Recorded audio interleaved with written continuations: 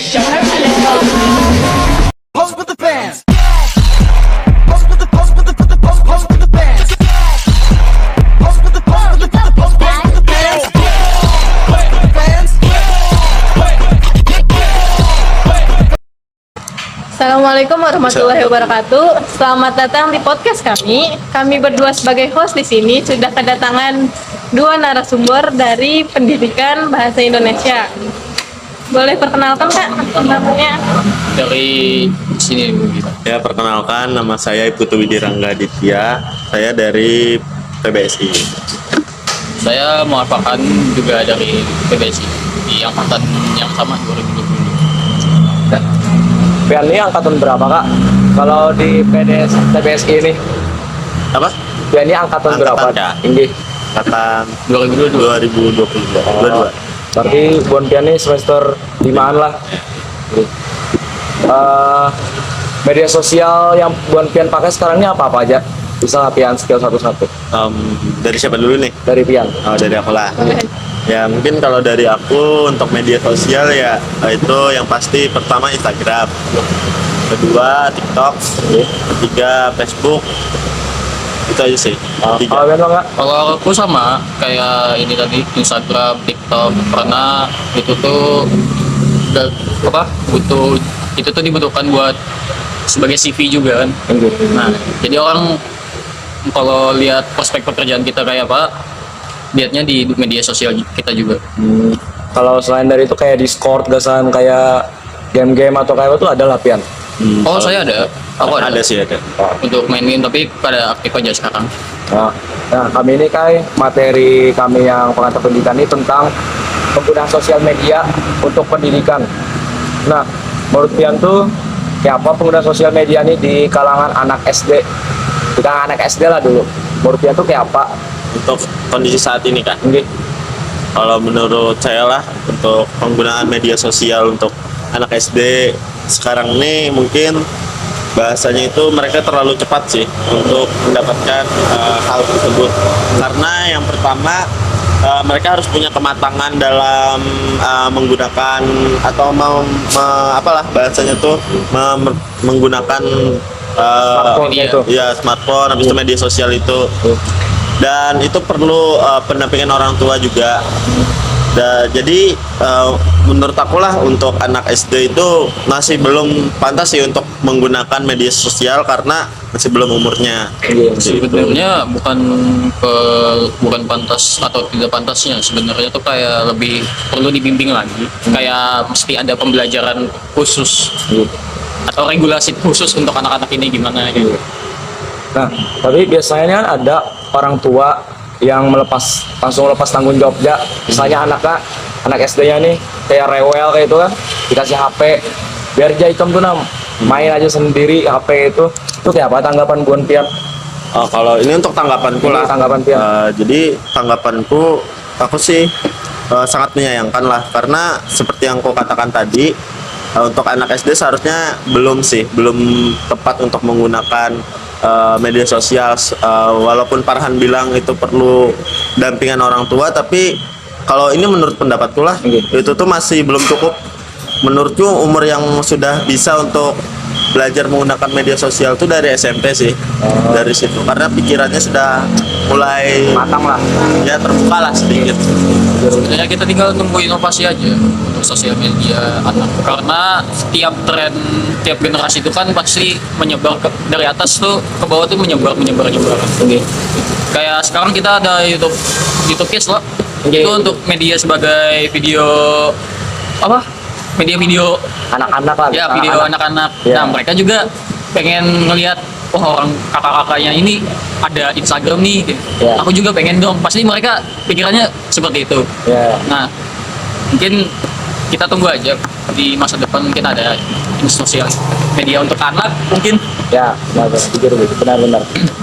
lebih sisi positifnya ya, kita bisa melihat karakter anak ini seperti apa. Ya, benar. Terus bagaimana tanggapan kakak jika ada anak yang sudah cukup umurnya tapi masih salah dalam menggunakan media sosial itu? Apakah hal itu bisa menjadi pelajaran bagi anak itu atau malah jadi contoh bagi orang lain? Salah dalam bentuk apa misalnya? Kalau Menyalahgunakan media sosial gitu Kak. Oh. Sebagai nyebar berita hoax contohnya. sebenarnya itu dampak dari bimbingan orang tua juga kan. Kita tidak bisa menyalahkan juga kalau anak yang masih notabene masih belajar juga kan, dan mereka juga belum begitu mengerti apa yang dinamakan mereka lakukan. Jadi ya mereka lebih mesti belajar lagi sih. Perlu bimbingan gitu kan. Perlu lebih bimbingan lagi. Nah, kalau ini kan sekarang kan kurikulum kan sudah ganti loh Kak, menteri baru yang P5. Nah, itu menurut kalian tuh efektif lah gasan P5 nih menggunakan media sosial kayak itu? Menurutku sangat krusial juga penggunaan media sosial ini. Tapi ya itu perlu adanya batasan dan bimbingan orang tua dan bimbingan guru. Karena kalau sampai tidak ada bimbingan ya itu tadi bisa disalahgunakan seperti itu. Nah, lu anak gue takut kayak yang berdua adalah kayak bisi ading atau kayak keponakan atau sepupu lah yang menggunakan sosial media tapi kayak kurang pengawasan adalah atau diawasi caranya menggunakan media sosial itu adalah. Ini mungkin bukan adingku tapi tetangga lah, tetanggaku di rumah. Itu dia kan ditinggal orang tuanya loh bekerja gitu. Nah, selama di rumah itu dia tuh sering diberikan handphone gitu oleh orang tuanya. Jadi dia tinggal sama kakaknya. Kakaknya ini masih SMP. Jadi karena kakaknya ini tidak paham, dibiarkan aja adiknya main handphone itu buka media sosial sebebasnya tanpa ada pengawasan. Kalau dari aku punya sepupu. Dia tuh tipikal anak yang penurut lah. Jadi kalau misalkan dia pengen bikin sesuatu akun, misal akun game, akun sosial media, mereka pasti menggunakan email orang tuanya. Nah itu kan masih bisa diawasi dari situ. Jadi si orang tua tahu apa nih yang anaknya mainkan, bisa kelihatan loh di situ. Tapi menurut Buantian lagi lah, sosial media tuh ada batasan umur sampai umur berapa? Dari umur berapa boleh menggunakan sosial media? Ini balik lagi lah ke pendapatku. Kalau teman-teman mungkin kurang setuju, bisa dipertimbangkan juga. Kalau menurutku usia matang penggunaan media sosial tuh ya kisaran umur 13 tahun kayak itu. Itu sudah pas penggunaan media sosial. Untuk usia matang lah, tapi Sama-sama. Tergantung lagi sih. Nah, ini tuh kita tuh kan pernah ada di dunia COVID loh. Nah, di COVID itu kan peningkatan penggunaan HP itu kan marak tinggi, melonjak tinggi. Nah, itu tuh kan di situ tuh banyak kayak kasus-kasus anak-anak tuh kayak meninggalkan pelajaran demi game, demi apa, gasan kesenangannya diri sendiri. Nah, itu tuh bagus ada tuh waktu itu. Masa COVID itu sebenarnya kalau menurutku masa COVID kemarin tuh itu tuh emang kurang pengawasan aja dari pihak pendidik ya kada. Karena soalnya maaf. Karena perasaku peraturan kemarin tuh cukup longgar, sama juga dadakan karena posisinya COVID, kita kada tahu kan ada COVID atau kayak apa ya. Kalau dari aku melihatnya dari situ pelonggarannya tuh emang ada, cuma kada kada ketutup gitu. Makanya tugas-tugas tuh banyak terlalaikan mulu gara-gara penggunaan pengawasannya kurang. Ya, pengawasannya kurang dari orang tua. Kalau ini pendapatku lagi lah, mungkin beda dengan Aan lah. Mungkin Aan tadi menyalahkan pada peraturannya yang longgar loh. Kalau menurutku sebenarnya peraturan itu sudah pas. Tapi kita kembalikan lagi ke pribadi sang anak. Nah, pribadi sang anak ini kan mungkin mereka itu ya seperti tadi lah, kayak anak SD tiba-tiba COVID, kena di PPKM loh, di rumah aja. Iya. Bingung nih mau ngapain, lalu buka media sosial. Kalau dari aku nggak menyalahkan peraturannya, tapi aku menyalahkan mungkin menyayangkan sih, bukan menyayangkan pada sikap orang tua Ya. yang seharusnya melek akan hal bener, itu. bener sih. Kalau menurutku itu sih. Tuan Pian tahu lah yang kasus ada orang yang dibilang legendaris waktu zaman COVID yang namanya Katak. Yang sempat rame. Tahu. Nah, yang sekarang ini lagi dicari gara-gara kasus live streaming judul. Nah, itu kan live streaming judul itu kan dilarang di Indonesia. Judul ini kan sudah merambat ke anak-anak, orang tua, khususnya untuk anak-anak lah. Banyak pengguna yang pakai judul-judul. Nah, itu judul tuh menurut Pian tuh harus kayak apa supaya kita tuh bisa menetralisir bagi anak-anak di bawah umur. Kalau menurutku lah, ini karena balik lagi ini ke fungsinya kita calon-calon pendidik dan pendidik yang ada saat ini. Di situ kita sudah mulai bisa memberier atau memberikan tameng lah kayak itu untuk anak-anak terkait apa sih judul ini, Iya. bagaimana dampaknya seperti itu. Mungkin itu mulai dari kita dulu. Nanti kalau anak-anak sudah terbiasa akan dengan dampak-dampak itu dan mereka mulai bisa memikirkan, pasti bakal bakal paham aja anak-anak kalau itu tuh buruk gitu. Iya, iya. Aku sama sih, kayak penekanan di pembangunan karakter si anak juga, karena kita itu tugas kita juga jadi kayak calon pendidik gitu, Ya, dikuatkan di situnya. Nah, sekarang tuh apa? Kayak misalnya nih, Pian nanti isi anak Pian tuh Pian apain karena supaya membatasi sosial medianya, apa HP-nya tuh nanti pasnya sudah mulai matang baru Pian kasih, atau pasnya sudah kecil-kecil dan kasih sudah apa ya?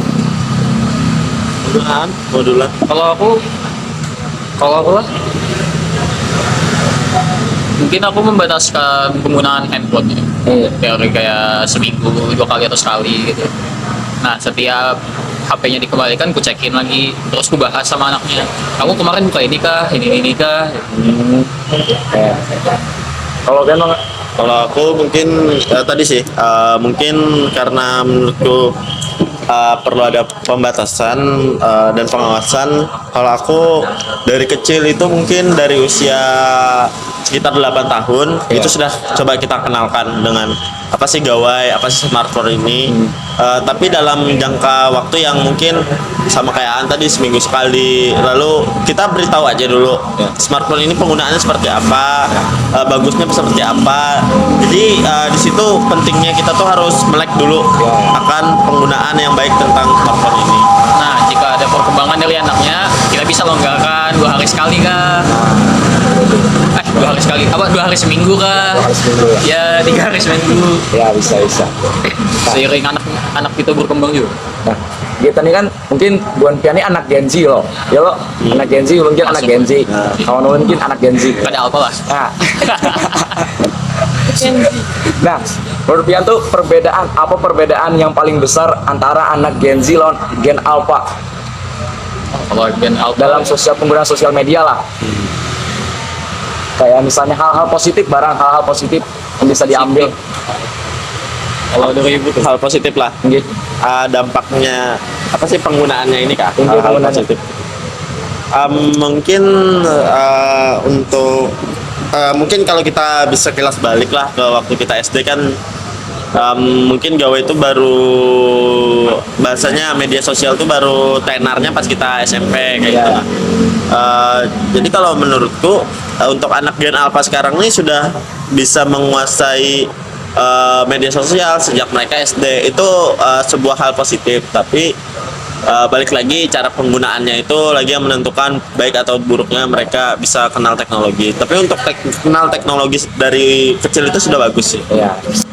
Kalau dampak positifnya, kita bisa tahu bahwa Gen Alpha nih anak-anaknya melek teknologi lah. Ya. Kayak mereka sudah tahu gimana caranya upload foto, upload video misalnya gitu. itu sih dampak positifnya. Banyak sih sekarang Kayak anak-anak. pengetahuan mereka lebih luas aja. Ya, banyak sih sekarang anak-anak kayak sudah buat konten-konten vlog kan. Nah, iya. Itu banyak sampai apa viewsnya ngeri-ngeri kan, melonjak-lonjak. Wih, Kalah orang keren. tua. Ya, itulah kita kayak kekalahan Genji lah mungkin. Kalah pamor. Kalau misalnya Cynthia adalah kayak apa anak tanya-tanya kawan kakaknya. Mau tanya nih kak, menurut kakak sendiri kan penggunaan di era digital ini penggunaan media sosial itu sangat banyak. Jadi apakah hal itu lebih memberikan dampak positif bagi bagi pembelajaran atau lebih ke negatifnya? Lebih banyak ke sisi mananya? Kalau menurutku ini kembali lagi lah, menurut pendapatku sebenarnya kalau dikatakan banyak negatifnya enggak juga, banyak positif juga enggak.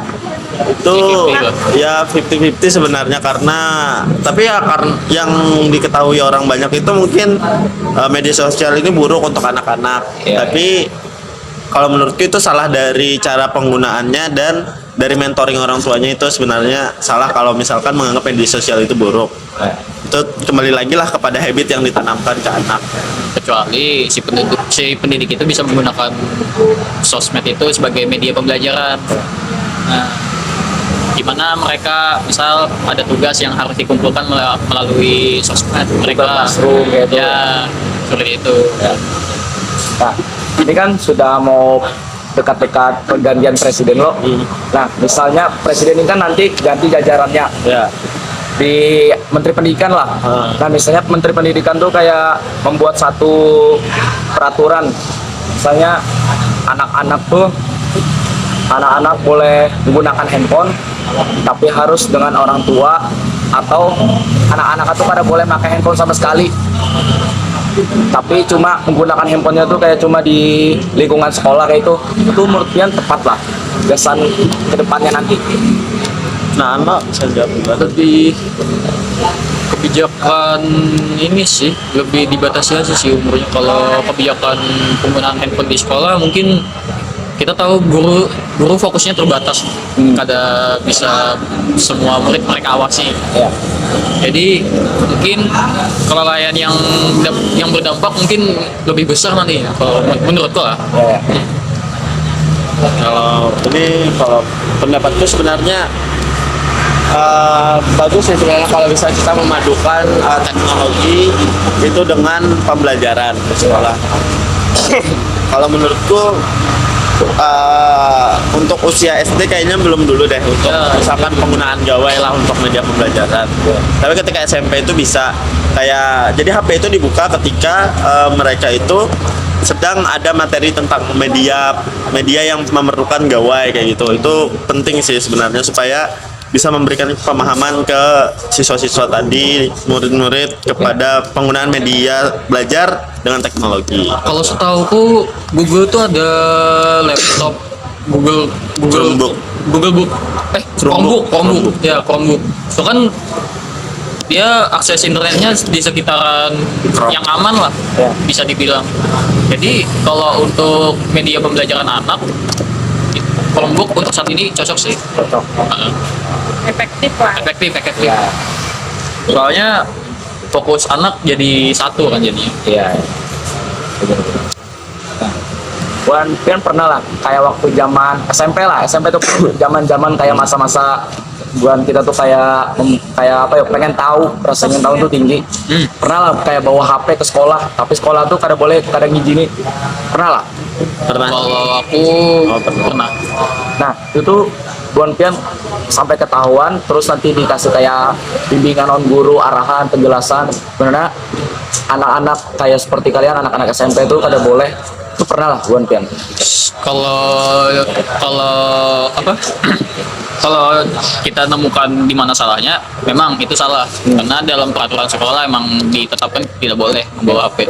Cuma jika dengan alasan kita membawa HP itu dengan niat baik, seperti aku kemarin kan niatnya pengen bikin video. Penasaranku di media kan lebih ke video making gitu. Ya. Jadi guru-guruku ini membimbing aku di sana, malah membimbing aku gitu. Ini kalau ini untuk SMP lah.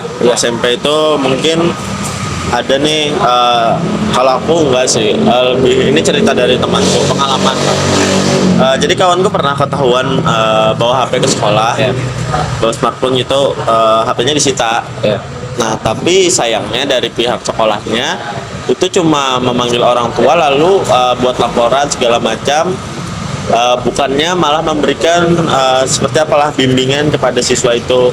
Kalau menurutku seharusnya sih bimbingan sama yang kayak An ceritakan tadi itu, dari Farhan lah, Farhan ceritakan seharusnya seperti itu. Tapi masih banyak sih sekarang untuk guru-guru yang tidak paham tentang hal seperti itu. Jadi menurut kakak hukuman itu kurang efektif kan? Ya, Untuk kurang memberikan efektif. efek Nah, ya jerah. biasa dikasih hukuman sih. Biasa dikasih hukuman itu. Efek jerah. Ya, itu enggak sih menurutku. Malah jadinya babal sih. Sekarang nih kak, kan apa kayak penggunaan handphone di sekolah-sekolah agama swasta lah pokoknya. Nah itu tuh sekarang tuh perlu lah menurut Pian, kayak misalnya kayak pesantren kan biasanya kan kada boleh loh.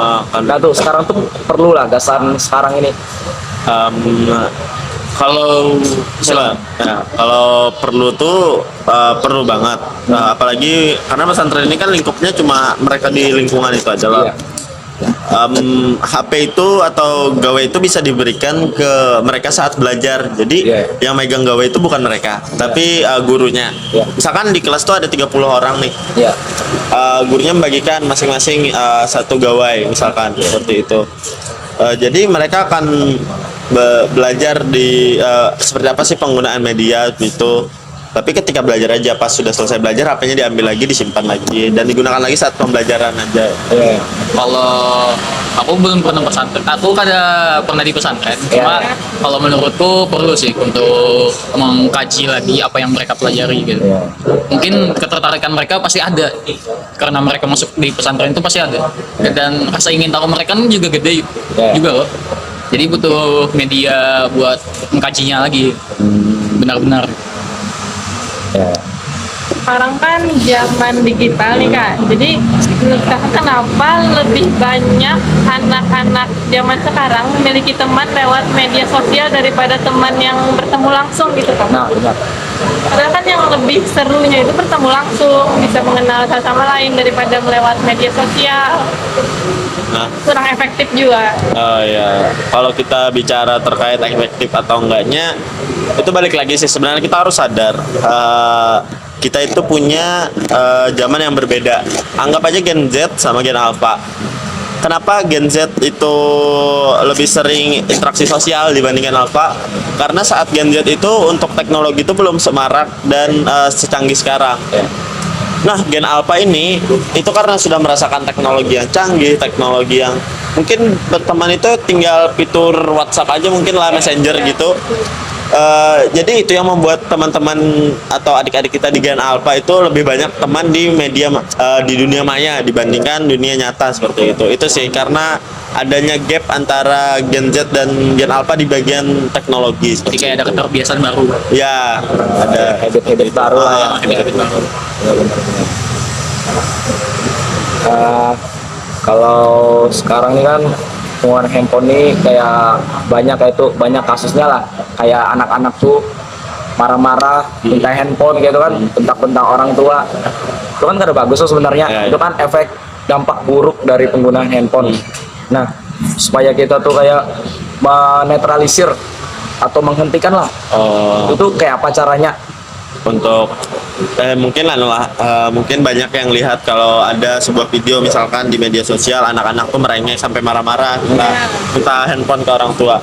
Kalau menurutku sebenarnya itu dari awal sih, sebenarnya itu tidak bisa dihentikan, bisa dicegah sih sebenarnya, dicegah dengan cara komunikasi dari orang tua. Nah, yang menurutku lah jadi fokus sekarang tuh bukan hanya di anak-anak aja, tapi saat orang tua, banyak nih sekarang orang tua yang karena teknologi itu malah ada yang asik sendiri dengan media sosialnya orang tua nih. Jadi anak-anak itu dilepas. Anak-anak ini bingung.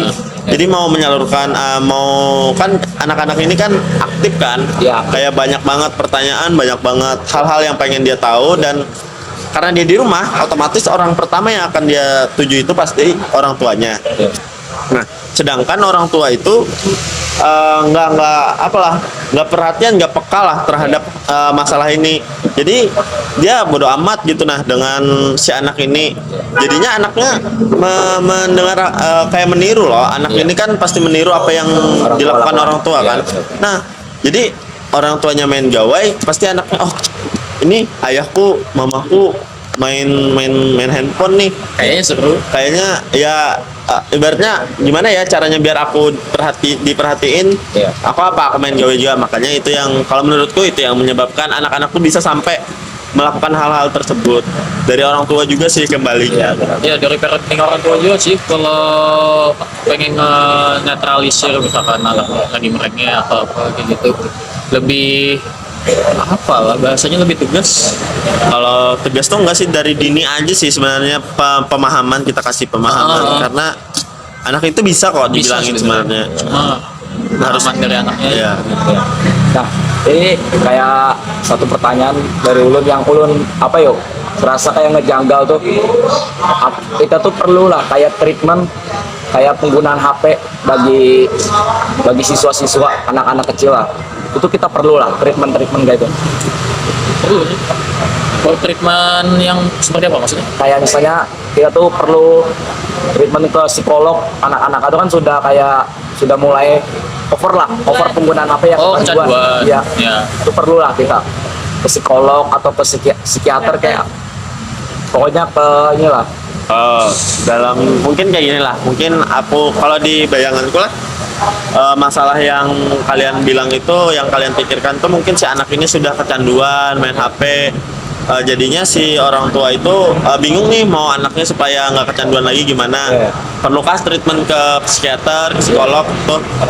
Kalau menurutku kalau sampai titik parah benar, sampai titik parah banget itu perlu sih.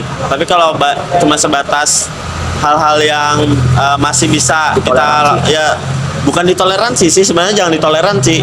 Harus kita pecahkan masalahnya, kita cari solusinya gitu. Jadi kalau misalkan dari diri kita tuh sudah tidak bisa untuk menangani hal itu, kita bisa minta tolong bisa lah cari psikiater. Tapi kalau masih bisa, usahakan dari diri sendiri karena anak itu pasti mengikuti apa yang dilakukan oleh orang tuanya. Ya usahakan diri sendiri ya dulu.